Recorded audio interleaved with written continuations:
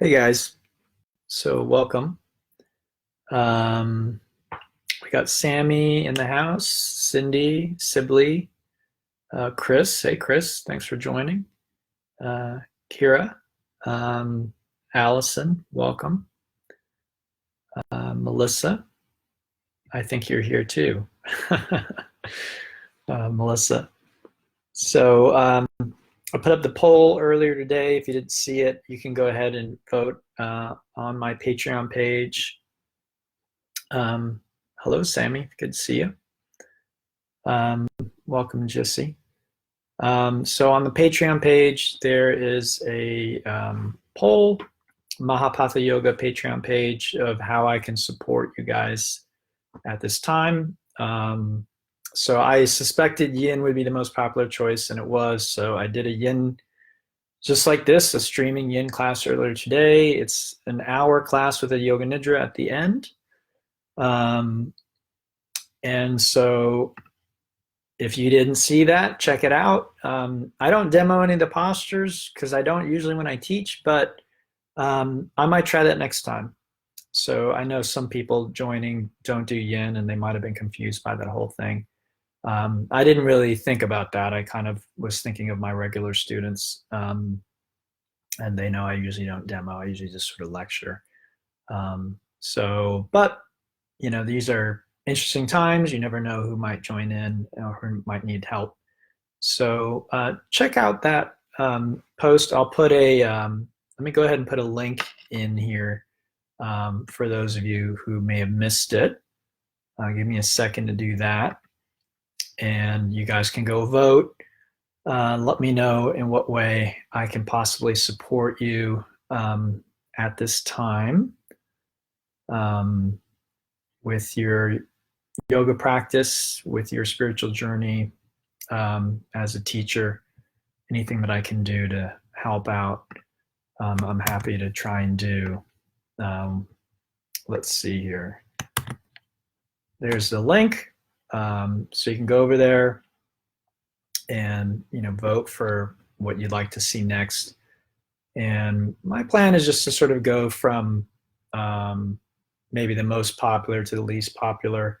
May not do all of those practices. I kind of listed a smorgasbord of different practices. I didn't really list any chanting. Maybe I should have done some of that, but maybe we can do that in the future if necessary. At the accordion, yeah. So that's the chanting. Yeah, so maybe we can do some of that in the future. But right now, I had a lot of. All right, Cindy, definitely. Let me give you the thumbs up there. We'll definitely get some chanting in then. Hey, Mark, welcome on board. Good to see you. Craig, welcome. Hannah, Danielle, great to see you all. So I wrote down some points from. It's not Tug with that. All right, great. I love it.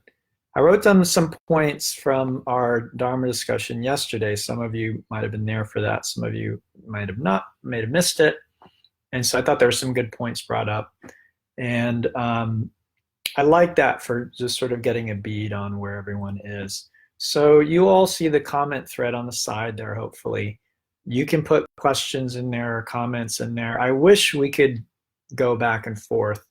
But right now, I can't figure out a good way to do that. If you know of a platform that is free or reasonable that will allow us to meet virtually and have like an online discussion, great. I just I'm not sure that it exists yet, or at least at my price point, which is next to zero. So I'm thinking this is, hopefully the best that we can do for now, and hopefully this works. So we did have a discussion yesterday. We had to go around in a circle. That's why I'm going to call it a virtual circle from here on out. But this is a little different because some of the people who were there for that said they wanted to hear me speak a little bit more about this stuff. So, that's the thing about a circle is, you get your turn, but then you have to listen to everybody else. And you might be wanting to hear the teacher speak more than the other students speak. And I think both are valuable, quite honestly. But I get it. I get it too. So anyway, here we are. All right. So one of the things I want to talk about is, so welcome, Josh. Good to see you. Good to see you, Matt. Welcome, Rashawn, Ellen. So one of the things I wanted to speak about is we practice spiritual practices during the good times for times like this. So this is an essential part of, say, the Zen Buddhist tradition. I imagine it's part of the yogic tradition as well and other traditions, but it's definitely part of the Zen tradition, and that's sort of the tradition that I've had the longest history with. And so the idea that, I wait till things get really bad and then I'm interested in spirituality, and then I go to yoga, and then I start meditating, and then I start praying to Ganesha. I'm not saying those things won't help you at desperate times, but really what you want to be doing is constantly working those spiritual muscles. You're constantly doing your spiritual practices, and you're fortifying your mind and your nervous system, to talk in very Western terms. Okay, we could talk in spiritual terms, but I often find with a Western audience, you just break it down to sort of like you are rewiring your brain with those practices. Okay, that's what the science is beginning to show us. You're rewiring your nervous system, rewiring your brain. So now is a great time to actually see how are your spiritual practices working. Are you super stressed out right now? Are you freaked out? Are you sleepless? These are all signs that it could be that your practices are working and you just had a lot of anxiety when you started, and maybe you're calmer now than you would have been. So that's a good sign. If you are saying to yourself right now, if this had happened 6 months ago, a year ago, 3 years ago, I would have lost it. And now I'm just a little bit stressed, or I'm having a little trouble getting to, to sleep or something like that. That's a very good sign. That's a great sign. But ideally, what our practices allow us to do is to experience stressful times like this without the stress. It's not that we don't recognize that, maybe things are less than ideal. It's not that we want any of this to be happening, but there also can be a recognition that perhaps some good will actually come from all of this. And that's another point that I want to make about this whole thing, is that maybe we as human beings have a very limited perspective. It's in the nature of being human, you might say, but we as human beings, as spiritual beings, we have the ability to connect with something that is greater than ourselves, something that transcends our personal experience. And so that's what spirituality is all about. And what we want to learn to do is to live, you could say, with one foot in that expanded perspective of being able to see that, yes, maybe I'm out of work. I am out of work, by the way. So I want to be very straight up with you guys. Like, if you guys think I'm talking from some kind of ivory tower, I'm not. My income is pretty much completely stopped. Some of my students, like you, some of you on here today, have generously donated to me when I do these sorts of things to try and support me as a teacher. But I'm not talking theoretically. I'm not talking like, if I've lost all my work. I'm basically unemployed at the moment. I, can sit around all day and do Facebook Live with you guys because I'm out of work. This is a luxury for me. This is something that usually I would be so exhausted at this point in the day. I would have taught 4 yoga classes, driven all over Atlanta to do that. And so this is a pleasant change of pace to be able to share with you guys like this. But it comes at a high price. That there really is an income coming in. So I do want to say thank you to those of you that pitched in. If you do feel moved, if you get value from this, you want to donate, I'm going to write it in the comments here via PayPal.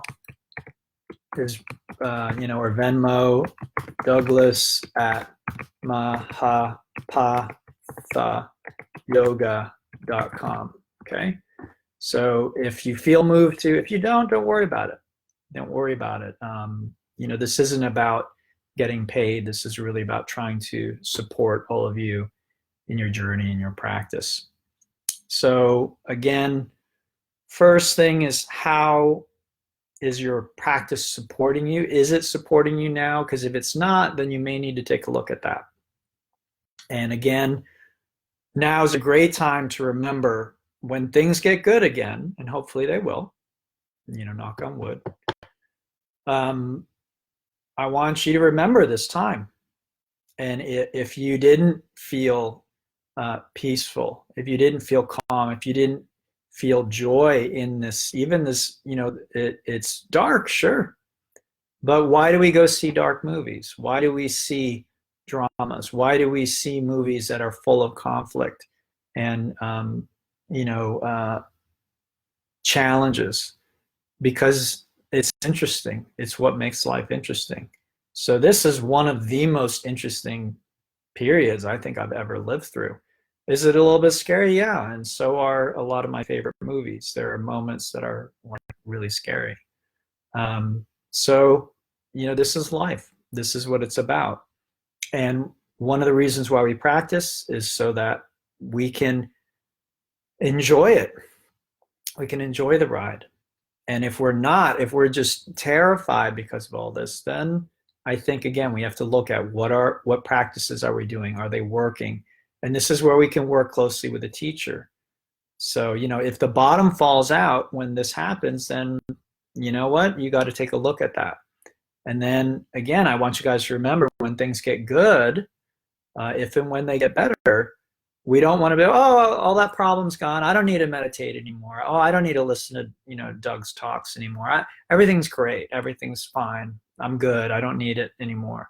That really isn't the right way to practice spirituality. I get it.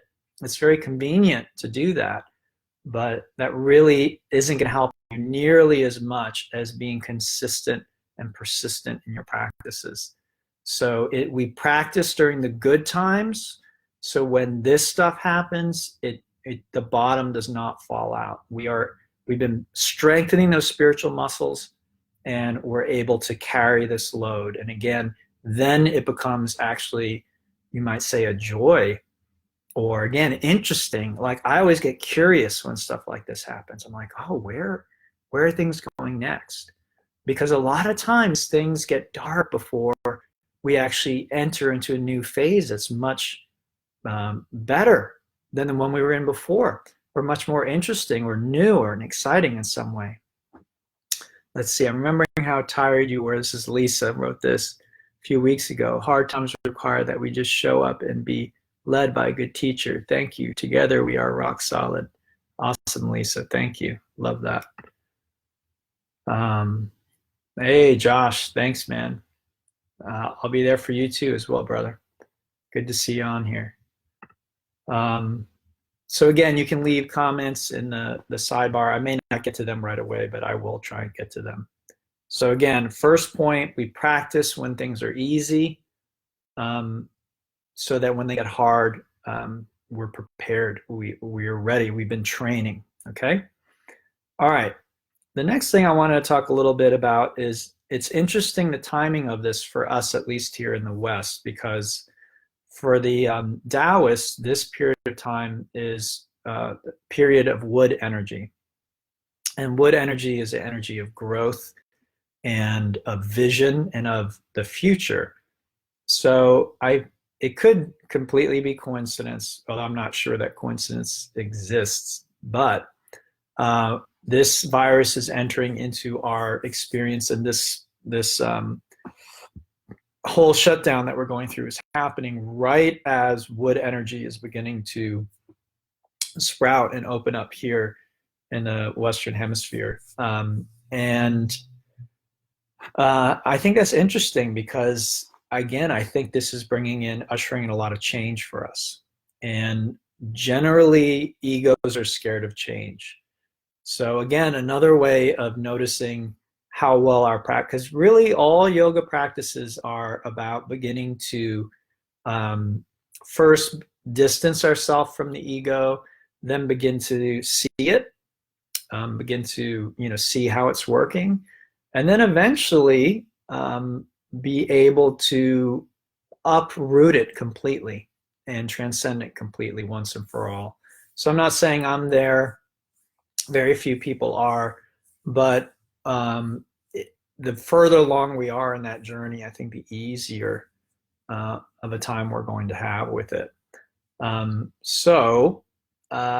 Ego scared of change. So if this change, if you're not at all curious about this change or excited about this, well, where's this going? Then that might be again another sign that, well, are the practices we're doing really working? Are we really honestly serious about our spiritual practice, or are we just phoning it in? Because, yes, you can just phone in meditation. You can sit down, set the timer. You're just sitting there. You're absent. You're not really doing the practice. And again, what that means is a whole another discussion.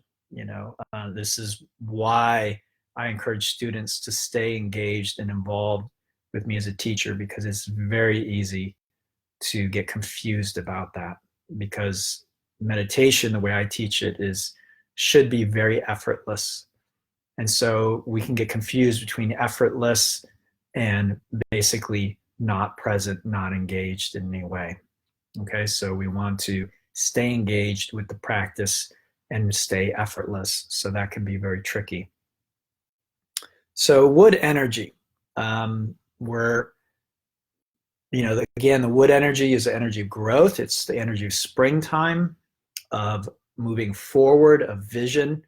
And I'm not entirely sure it's a coincidence that this is happening right as wood energy is beginning to enter into this part of the world.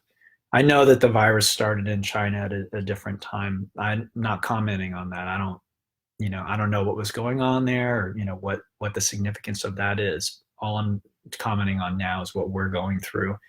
And so I think this is a type of rebirth or a new start for us, possibly. And again, a lot of times that's scary. I think if you've given birth, childbirth, natural childbirth, that can be very scary at times. I think any kind of change, again, can be very scary. But that's just part of life, just that growth. So again, wood energy, I think it's interesting that that's where we are right now. Another thing I wanted to talk about was staying present, staying in the present.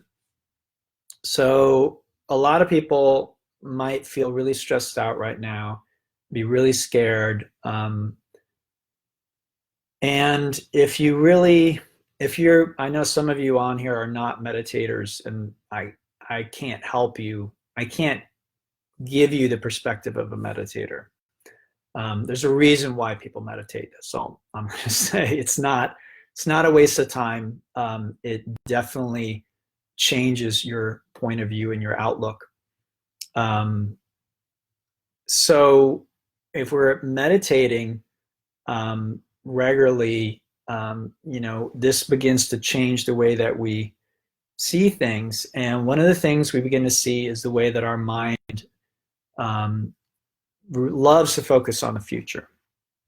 loves to focus on what's coming. And a lot of times that comes in the form of hope.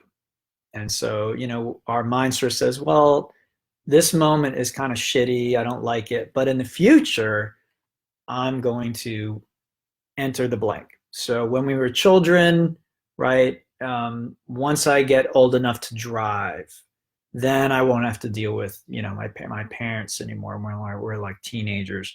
Then it's once I go to college, things are going to be great.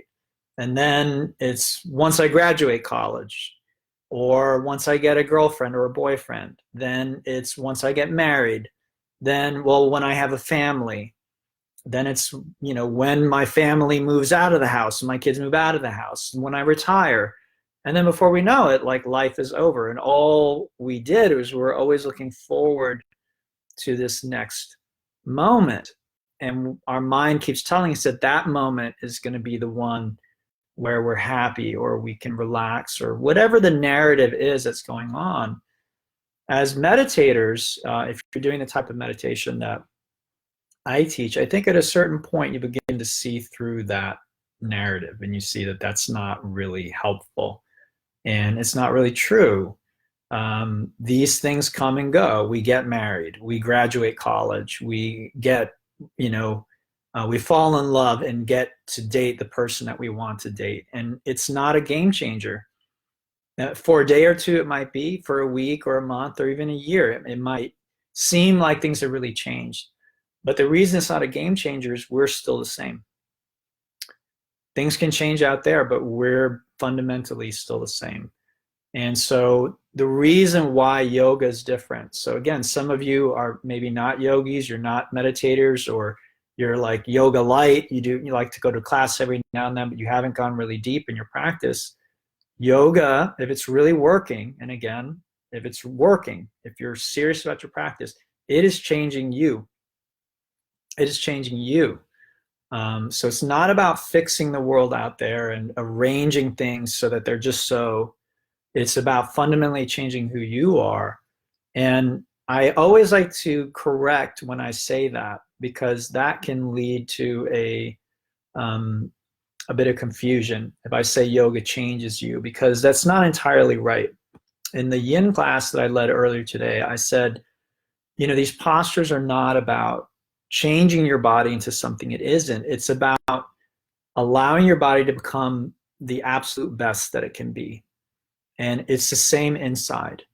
We have a potential inside of us as human beings that few of us ever truly fully manifest. And it's because most of us never do the work. And so I'll give you an example. If I want to be a world-class athlete, and let's say I have the physical potential to be a world-class athlete, do you think that I can achieve that without any work? Do you think you get a Olympic athlete who just sits around all day? They don't train. They're just like, well, I'm just being me. How does a world-class athlete unlock their potential? Hard work, discipline, constant hard work and discipline. So we all have a spiritual potential inside of us as human beings. How do we unlock that? Is it any different? Is there anything in human life that we can unlock the full potential without hard work and discipline? I mean, maybe there's a story of someone just so natural at something they never have to work at it. But oftentimes I find that the friends that I know and the people that I know who are naturals at things, sometimes that means they never actually reach their full potential because they didn't have to work at it and they never developed discipline. And this keeps them from actually reaching their full potential. So it's just something to keep in mind there. So as we meditate, we eventually learn to see through that sort of future orientation of the mind that's very natural. And what we can begin to realize is right now, all of you that are on this feed with me right now, where's the problem right now? And now some of you are saying, oh, well, I'm out of work. So am I. But am I out of work right now? Right? I mean, at this very moment, there's nothing's going on.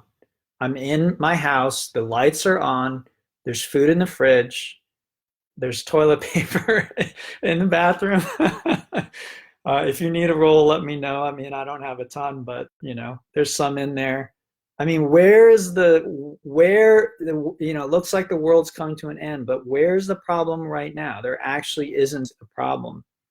And we spoke a little bit about this last night in our community gathering on Skype. That Maggie is my girlfriend, and she is a surgeon. And before this happened, she was having such a hard time at work.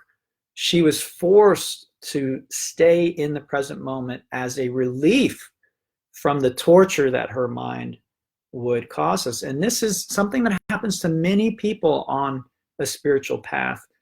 When the future gets so bleak, right? You find out you've got terminal cancer.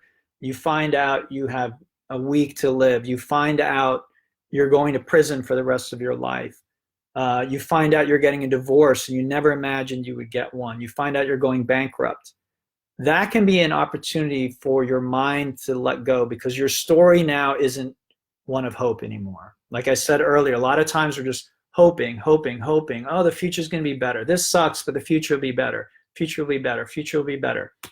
Then the future comes, and it's now, right? Whenever the future arrives, it's now. It's the same stuff that we're always dealing with. So it isn't actually better. And so when things go south, sometimes that gives us the opportunity to let go of that future orientation and really live in the present moment. And I'll say this, that if you have a real spiritual teacher, and this is just my opinion, so feel free to disagree, but if you have a real spiritual teacher, they are talking and trying to point you to the present moment, because that's the only time that spirituality happens. It doesn't happen in the future. You can't wake up in the future. You can only wake up right now. You can't be present in the future. You can only be present right now. So it's always about the now. It's never about this future. So again, even as things maybe unravel for us in our lives, maybe this goes on for several weeks, and then I can't even pay my internet bill anymore, and I can't do these talks anymore. I'm going to have to still be in the present. And I think what you'll find is, if you really stay in the present, you will always have what you need to deal with the situation you find yourself in, whatever that is, even if it's challenging, even if it's ugly. If you stay in the present, if you go into the future, you may never have what you need to deal with it, because you can't deal with the future now. You can never deal with the future now.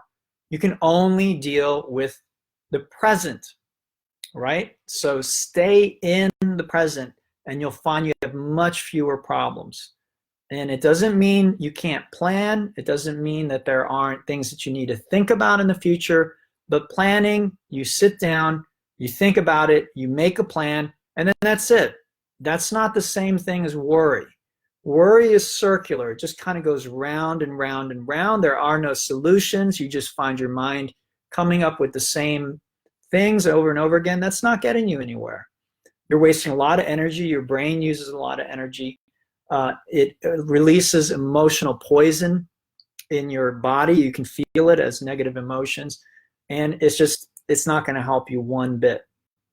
Okay, so we want to stay away from that, future orientation. Again, in good times, it can be pleasant. It's sort of an indulgence. Oh, well, then this can happen and that can happen. It's going to be so great. But again, if you pay attention, you're actually robbing yourself of the joy that you could experience in the present. And I promise you, there is joy to be had in the present, always. I'll say that, always. If you really can cut through the bullshit in the ego, you're going to find that there is always joy present in the present moment. And again, that's why people do the hard work of meditating, because meditation helps keep you in the present. And then you experience that that joy and that bliss that is there. Okay, so it's present right now. I promise you it is. Okay, so if we can, again, do that hard work, train that muscle, we can begin to see that reality that's right there in front of us. All right, so let me look through the thread here. Got some comments from people.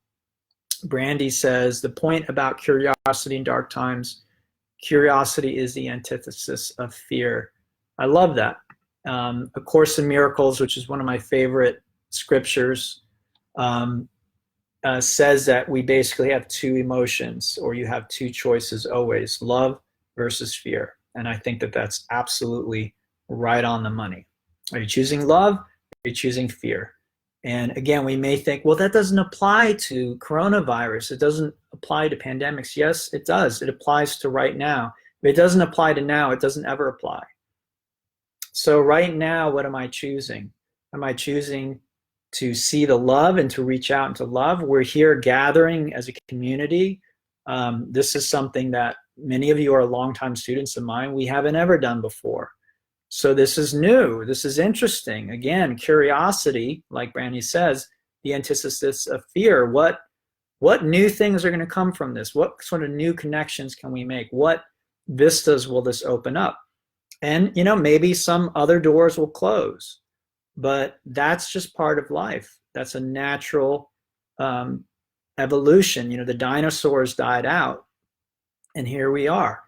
Okay, was that a bad thing? Maybe, but maybe not. Maybe it's not possible for us to coexist with dinosaurs. Watch Jurassic Park if you want to get a taste of what that might look like.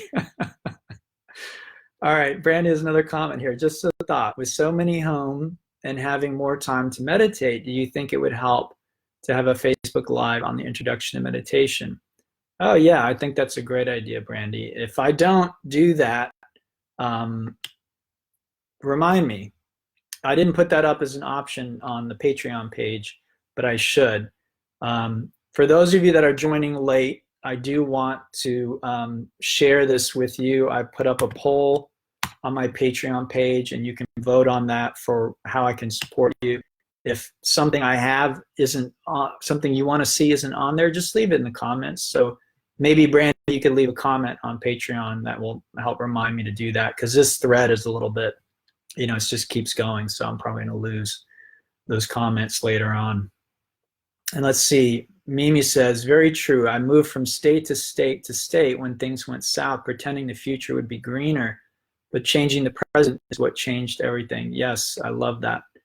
And I love that example, Mimi, because a lot of times we think that, if we leave all our trouble, we're having trouble with relationships and this and that, we think, what, I'm going to divorce. I'm going to move someplace else. I'm going to get away from this scene. And, things might be better for a little while. Because we have new relationships, people don't know us, we haven't entered into patterns with them yet.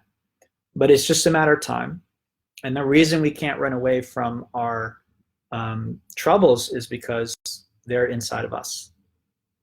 Okay, so again, if you're not a longtime student of mine, that might sound like a far out statement. I promise you it's not. If you do this work, you'll realize it. Every suffering, every problem that you have, not necessarily pain, but pain isn't necessarily a problem. And again, that might sound like a far out statement, but I promise you that this is true. If you do the work, you'll see. So, pain, discomfort, challenges, again, these a lot of times are things that make films interesting. Why don't we think they make life interesting? Because we're so damn afraid, right? There's a level of detachment when we watch a film that allows us to enjoy it. Now, if we're too detached, we don't enjoy the film at all, right? If we don't get involved, if we're not interested in the characters. I've been to watch movies at a drive-through before, and at the drive-in, or not the drive-through, the drive-in, and you're sitting there, you're far away from the screen, the sound is bad. It's hard to get drawn into the film. So I don't recommend that as a great way to see a film. It's fun as a cultural thing, but it isn't a great way to get drawn into film. And so, you know, if we're too detached from life, I think similar thing can happen. But what if we actually thought we were in the matrix? You know, what if we actually thought life and death depended on what was happening? Then we might get frozen, right? We're not enjoying watching Neo do whatever he does in the matrix. We're too paralyzed with fear.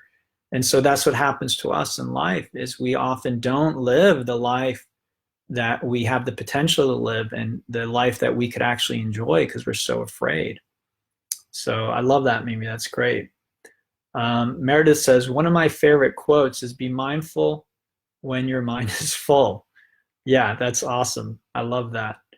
And that brings up a good point about meditation for those of you that are meditators.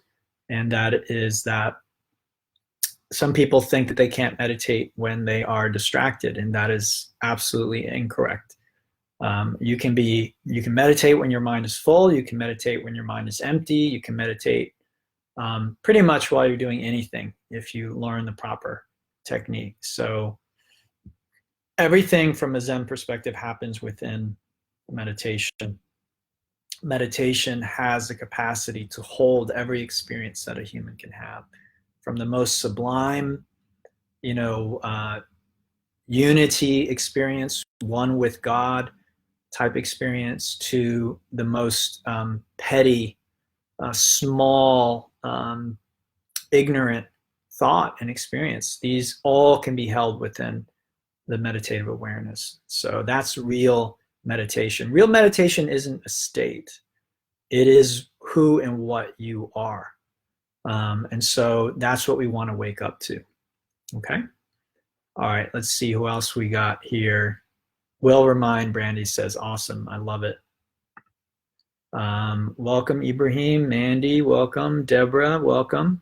Sammy says, you doing these Dharma lessons is a perfect example of good coming from this situation. They would be a great addition to Patreon. Yeah, I agree. That's something that I thought about as we went into this, Sammy, is that this is giving me a lot of ideas if and when we come out of this, of how we might move forward as a community.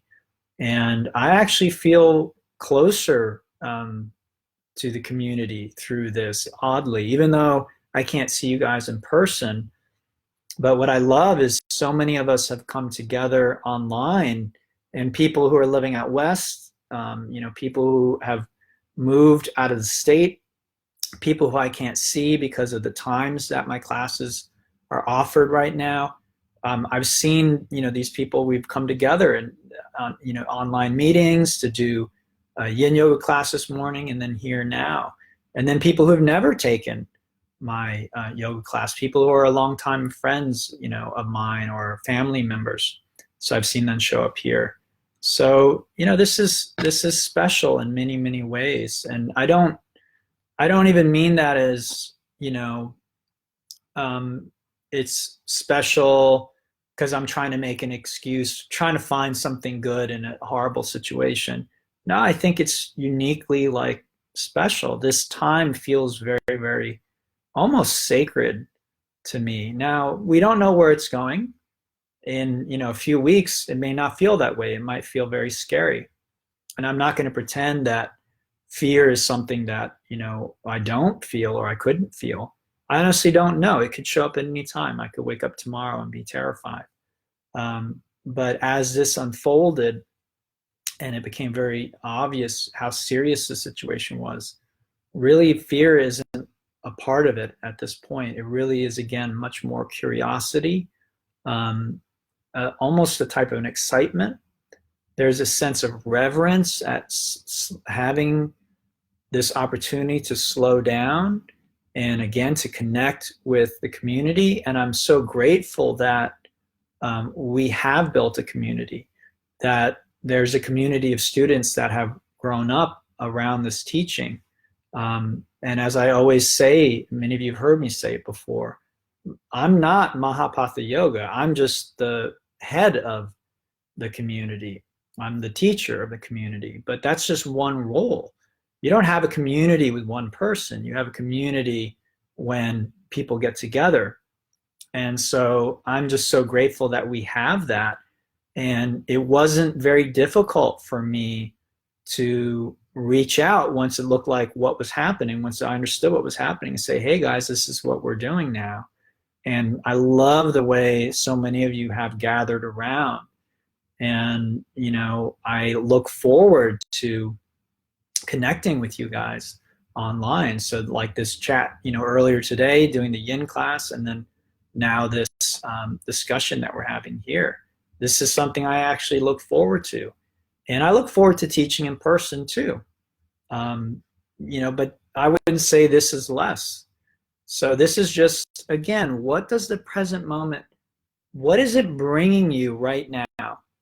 If you can get out of the insistence that things need to stay the same, and if you can let go of your fear about the future, right? Don't worry about 2 weeks from now. We have no idea what's going to happen 2 weeks from now. 2 weeks before, you didn't think this was going to happen, did you? You had no idea that this was, well, some of you did. Ashley, thinking of you. Some of you maybe saw this coming. Great, but many of us did not. We maybe knew there's a possibility, but we weren't sure what this was going to look like, what was going to happen. So this is life, folks. Sometimes people think Buddhism sounds negative. It's not negative. It's pragmatic. It's realistic. Sometimes the statements, like all life is suffering, those things sound, oh, it's so pessimistic. I don't like Buddhism. It's pessimistic. It's just realistic. And again, if you don't dig in, that statement can sound very pessimistic. But if you understand Buddhism and the teaching, then you understand that, that suffering or samsara is also said to be one and the same with nirvana. So samsara is nirvana. Nirvana is samsara. This suffering, in a sense, is our joy. And again, if you don't understand that, if you can't swallow that statement, that usually is because you haven't done any meditative work. These are realizations. They are not statements that we can go out and scientifically verify. That's not what spirituality is about. Okay? So we can use science some in teaching spirituality, but ultimately spirituality is about spirituality. It is about a different perspective that transcends our normal perspective. So there's only so far we can go with, well, is that scientifically verifiable? I don't know if I believe that. I don't want you to believe me. I want you to do the work to experience it for yourself, because that's what changes your behavior. That's what changes getting afraid at moments like this. Okay, so again, if you're really afraid, then there's some work to do there. And again, I'm not saying I'm completely free. Maybe things turn south here in the next few days and I start getting really afraid about, where things are going. So again, we're all just doing the best that we can. Let me get back on the comment thread here. Sammy says, I agree, the community is gathered. Yes, I love that, Sammy. And then Rachel says, yes, I love seeing everyone here. Me too. It's great. Yes, it is good to hear from you, Miyoko. Lisa Hughes says, cycles, samsara, with ourselves and with each other are fascinating. What a place of stillness now. Yes, it is sacred. Yes. From this place of grounding and stillness, we always rise. Hello, everyone. The forest knows this stillness, yet under the ground, connections are so vast. Dig in. I love it. Absolutely. So there's a lot there for us to consider. So again, that point that I was making there that I'm going to wrap up now is, where is the problem right now? For most of us, if we're really honest, there is not a problem right now. Again, saying, well, I'm out of work, that's not a problem right now. Your bills are paid, that is you projecting into the future. And I understand that from our conventional viewpoint, that is considered normal to do that. And that's, everyone thinks you should do that. But my experience is different. So stay grounded, stay in the present. Don't project into the future. Take it one step at a time. and you will find that you have what you need to get through this, not only to get through it, but perhaps to even thrive, maybe to make connections that you never would have made otherwise, that are absolutely life altering and life changing. Okay, so this could be, let's say we all only live 2 more weeks, all right, as a doomsday scenario, the worst thing that could possibly happen. We all run out of toilet paper, and then we run out of our houses and we kill one another because we're out of toilet paper. Okay, let's say that doomsday scenario happens. I'm joking, of course, trying to make a little bit of fun here. Anyway, let's say that happens, but maybe on our way to that doomsday scenario where we all die because we're out of toilet paper, we have some of the best experiences of our whole life. Okay? We're all going to die, folks. It's coming. So just wait. It's coming. We're not getting out of here alive. This isn't about living forever. It's about the quality of the life while we're here. And if we're living from a place of fear, we might live to 100 or 200 and we've never really lived. Okay, if you're living in fear, if you're living in constant anxiety, if you never have peace, if you don't experience joy but only fleeting happiness, that's not really living from my perspective. And I've done it. Okay, I've done it. I've been there. I think all of us have been there. And for me, it's not really living. I don't want to live like that. I would rather die. So living for me is something else. And again, that requires some work. But, you know, that work becomes a joy in itself, especially when we see the results of that work. So again, those of you that are making excuses for your spiritual work, trying to get out of it, trying to find ways around it, trying to find the easy way, I recommend just dig in. It's so worth it. And I can't tell you how much it's worth it. I say it in class all the time. People come to my classes. They don't ever take steps in that direction. There's nothing I can do about that. All I can do is try and inspire people. So I'm trying to inspire you all here. Yes, Cindy, focus is good. Ibrahim says, you're striking a nerve in a very good way. There is so much distraction to wade through. Yes, it's in the present to be. It's true. Thanks. Yes, brother. I love it. Definitely present moment and distraction. Our whole culture is basically based around trying not to feel what we're feeling and experience what we're feeling. So we have a whole culture that is geared around keeping us in a state of distraction, keeping us asleep. And it's not because anyone's evil. It's not a conspiracy theory. It's just what the ego does. You know, when the ego is trying to basically, you know, self-propagate, keep itself going, keep itself safe. And if we wake up, its days are limited. And, you know, it's afraid. And so it's just trying to self-preserve. So again, like I say in class all the time, if you're afraid of stillness and quiet, which is, what is this right now? Oh, I'm at home, I'm bored, nothing's happening. You know, what? I can't go see my friends. I can't go to the bar and have a glass of wine.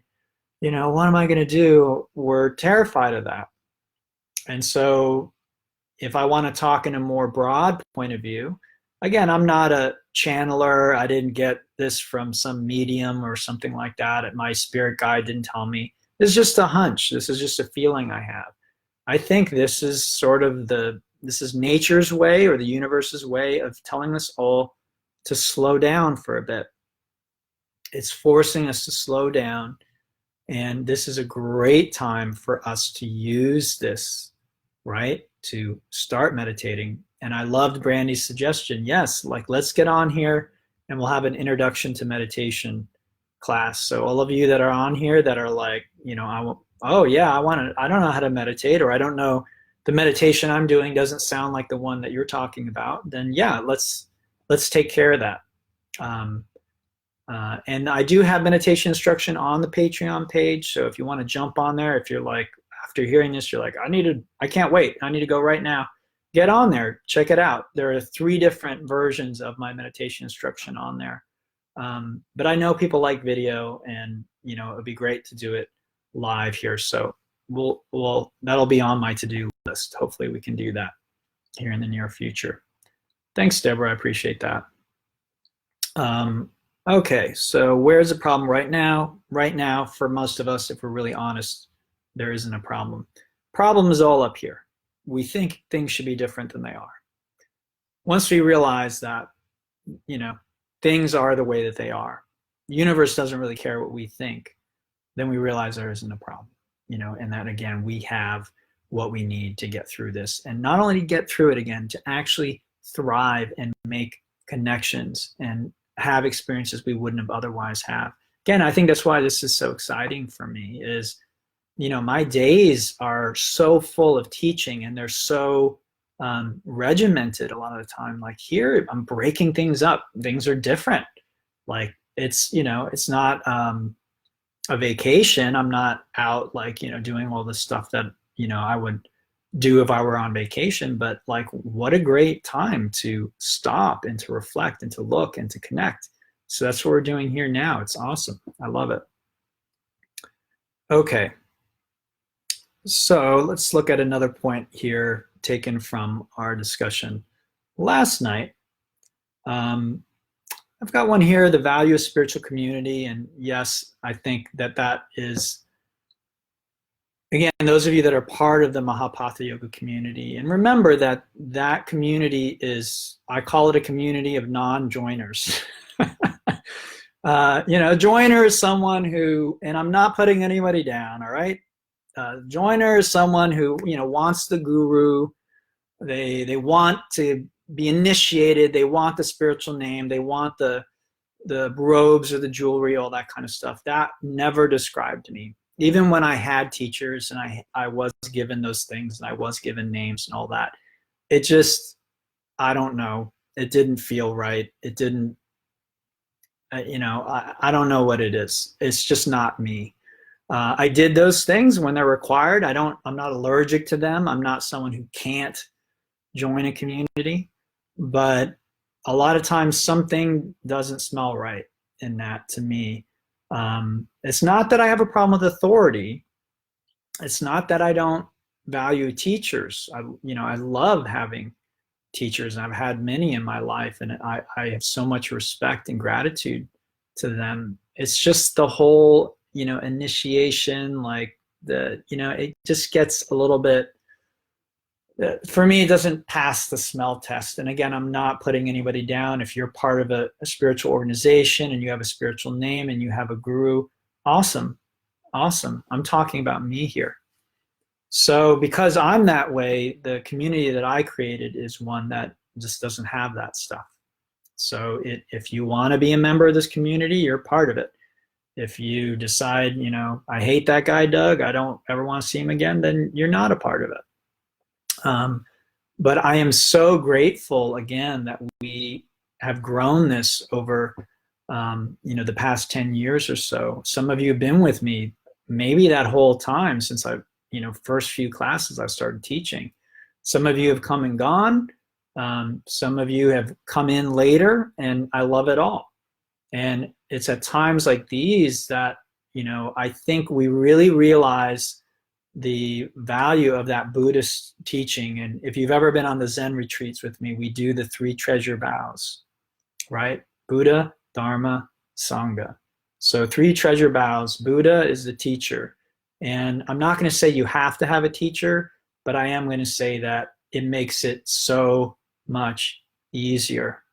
It's a little bit like if I took you, let's say there were no roads and signs or anything like that, and I just took you outside. We were in the American continent before industrialization, and I just brought you outside and I said, make your way to San Francisco.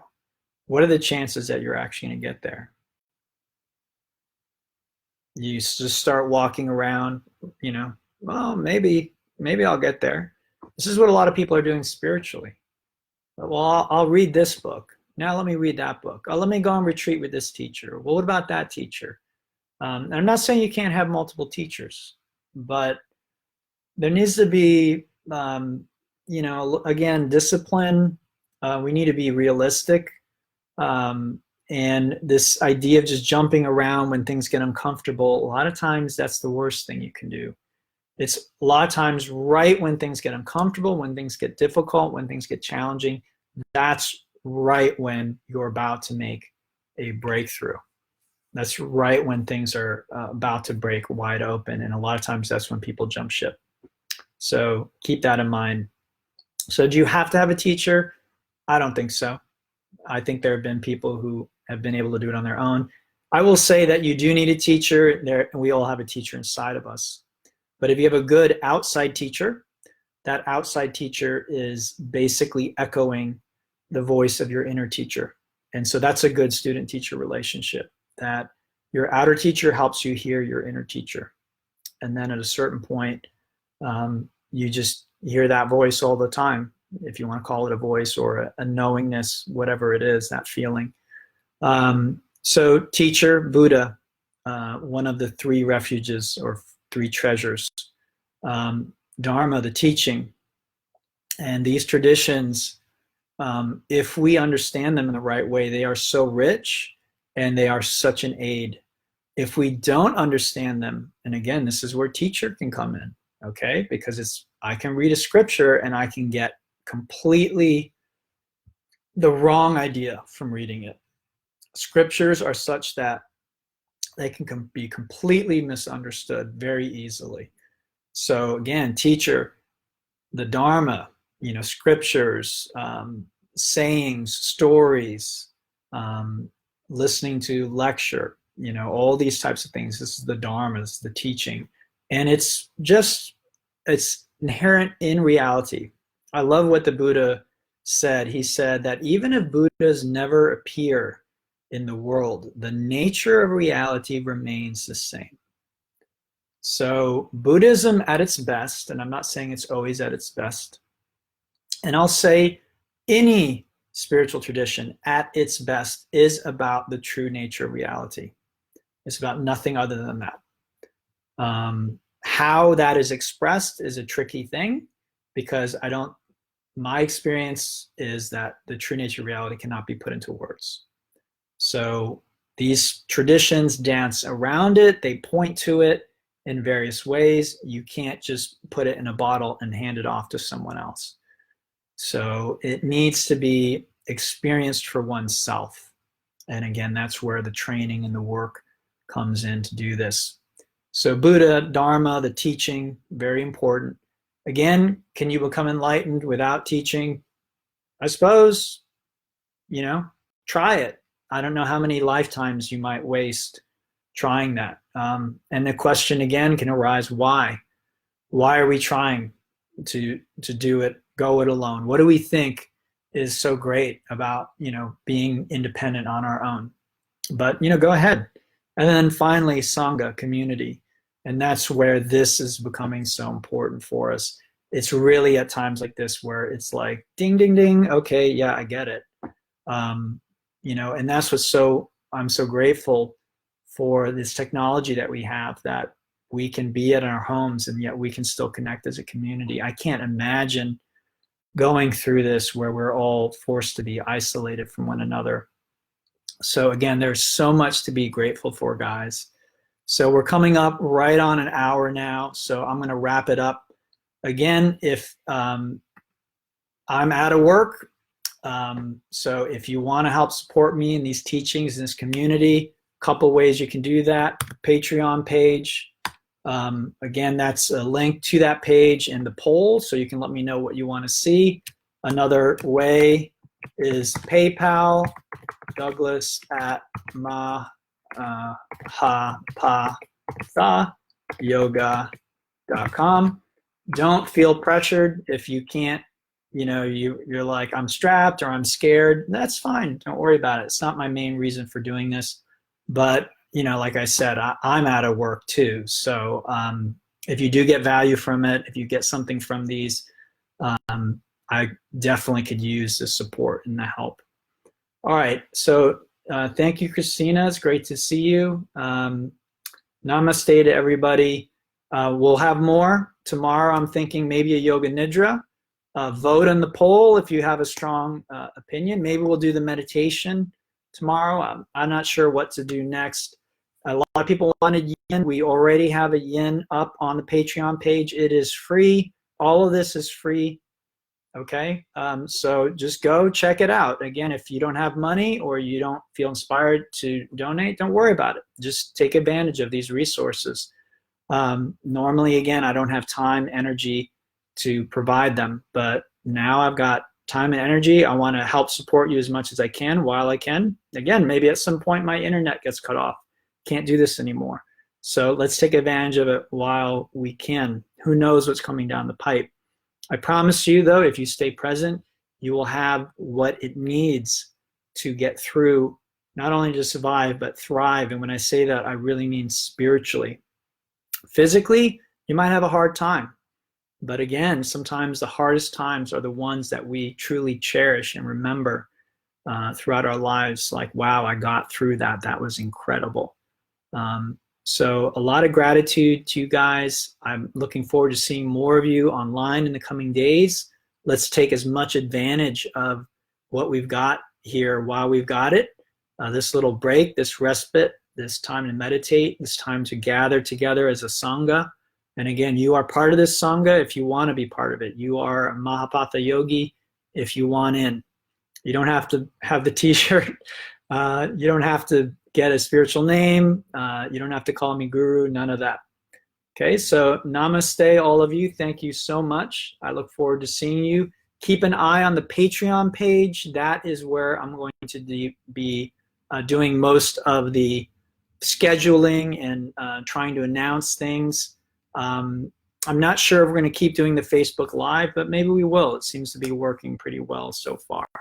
So again, namaste, Jai Bhagwan. May the spirit be victorious. Thank you.